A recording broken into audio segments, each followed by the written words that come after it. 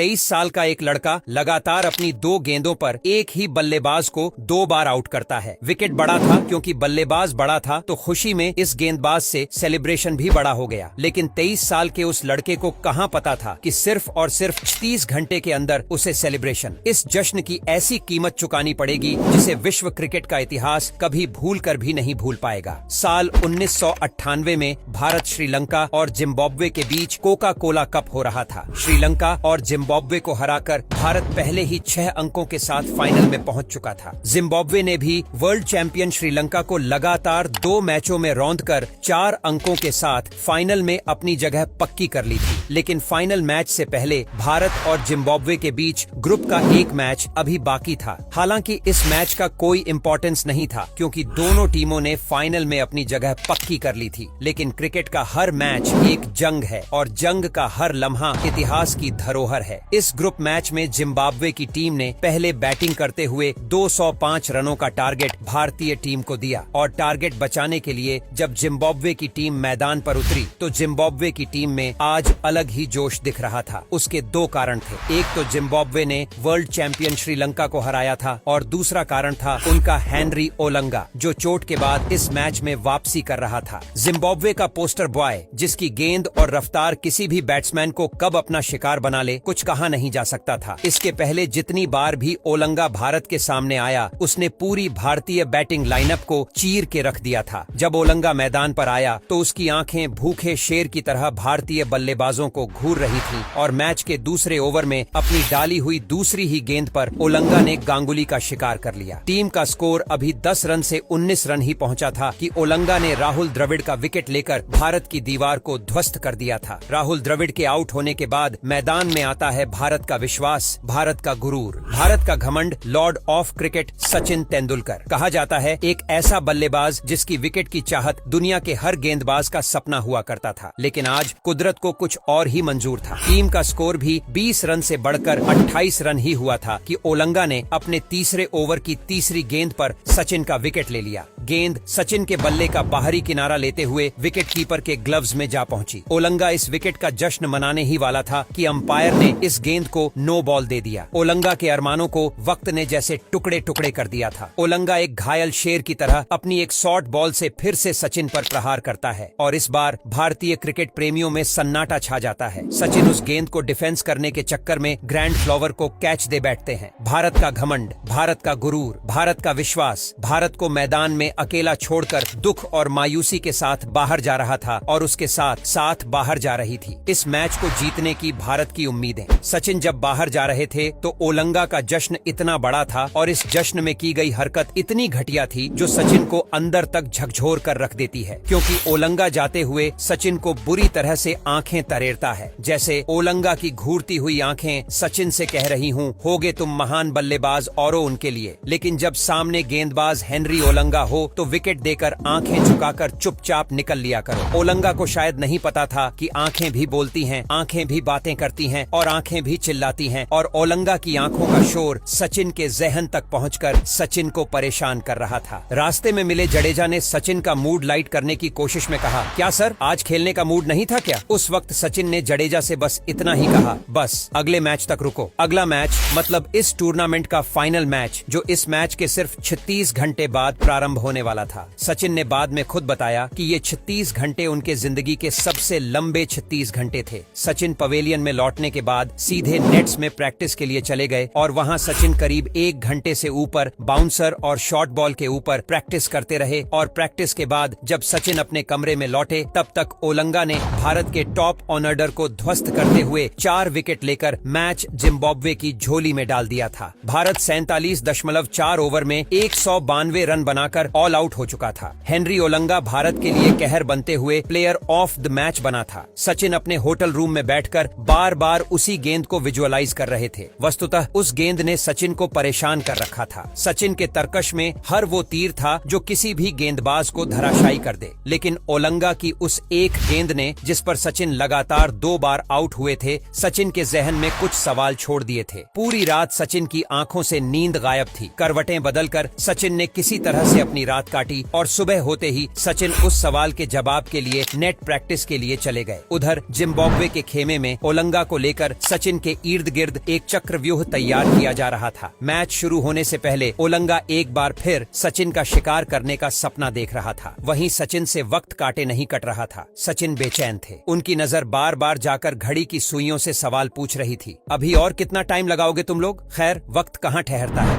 30 घंटे बीत चुके थे। मैच प्रारंभ हुआ और जिम्बाब्वे ने 50 ओवर में 9 विकेट खोकर 196 रन बनाया। हालांकि यह स्कोर बड़ा तो नहीं था, लेकिन जिम्बाब्वे की टीम अपने हेनरी ओलंगा नाम के ब्रह्मास्त्र के दम पर कोका कोला कप का फाइनल मैच जीतने का दम भर रही थी। जिम्बाब्वे का मानना था कि हेनरी ओलंगा की आग उगलती गेंदों का भारत के पास कोई विकल्प नहीं है। सचिन का इंतजार खत्म होता है। सचिन और गांगुली भारत की पारी की शुरुआत करते हैं और फिर उस दिन दुनिया ने पहली बार सचिन का गुस्सा देखा। सचिन की बॉडी लैंग्वेज, सचिन का एग्रेसिवनेस देखकर जिम्बाब्वे के प्लेयर्स रहम की भीख मांग रहे थे। ओलंगा जैसे ही गेंद लेकर आता, सचिन उस पर बाज की तरह टूट पड़ते। शॉट के बाद शॉट, शॉट के बाद शॉट, मानो सचिन हर बॉल को स्टेडियम के बाहर मारने के मूड में थे। उस दिन सचिन ने ओलंगा के साथ जो कुछ भी किया वह ओलंगा के लिए किसी मौत से कम नहीं था। ओलंगा की ऐसी धुनाई देखकर लग रहा था कि मानो सचिन कोई क्रिकेट का मैच खेलने नहीं बल्कि जंग लड़ने के लिए उतरे हों।